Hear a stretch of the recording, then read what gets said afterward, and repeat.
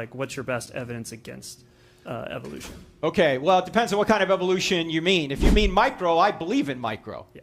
But if you mean macro, molecules to man without intelligent intervention from the goo to you via the zoo, I don't think that's true, okay? And the reason I don't, it's not because the Bible doesn't mention it, it's because I don't think it works. I think there's evidence against it. Let me give you 4 quick ways to look at the macroevolutionary issue.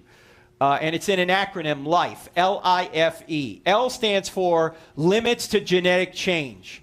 For example, we know, breeders know, that they can't break the genus of, say, the canine. They can breed all sorts of dogs, as small as a Chihuahua, as large as a Great Dane, but they can't break that genetic limit. If intelligent minds can't break genetic limits, why do we expect non-intelligent processes to do so? And by the way, they've done the same things about fruit flies. They've tried to modify fruit flies, and what do they get? They just get mutated fruit flies. And they're using all of their intelligence to do it. They can't break genetic limits. That's the L. The I stands for irreducible complexity, which Michael Behe made famous back in a book from 1996 called Darwin's Black Box. In Darwin's day, he didn't know what was in the cell. Now we know the cell is just a blizzard of complexity that is so interconnected and complex that you can't modify one part without shutting down the whole cell. All the parts would need to be modified at the same time to have any function. It's irreducibly complex.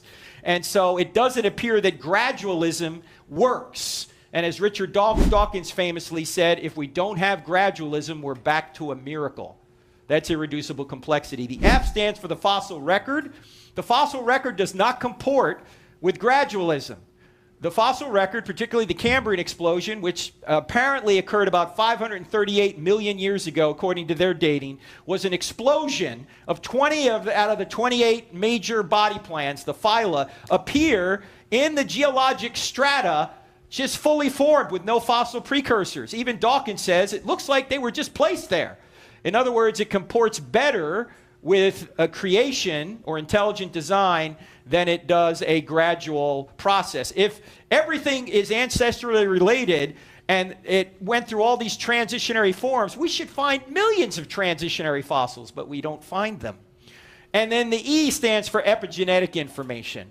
Epigenetic information is the idea that you can't mutate DNA and get a new body plan. You have to have the structure change as well, and DNA doesn't change the structure. That's the epigenetic information. And this is a more recent discovery, and probably the best resource on this right now would be Stephen Meyer's book, either Darwin's Doubt or A Return of the God Hypothesis. Either of those 2 books will help you and expound all those areas, by the way. So limited genetic change, irreducible complexity, fossil record, and epigenetic information. And there are other reasons. I just don't think macroevolution works. And even if it does work, the very laws that drive it require a mind to drive it. So you're not getting rid of God, even if macroevolution is true.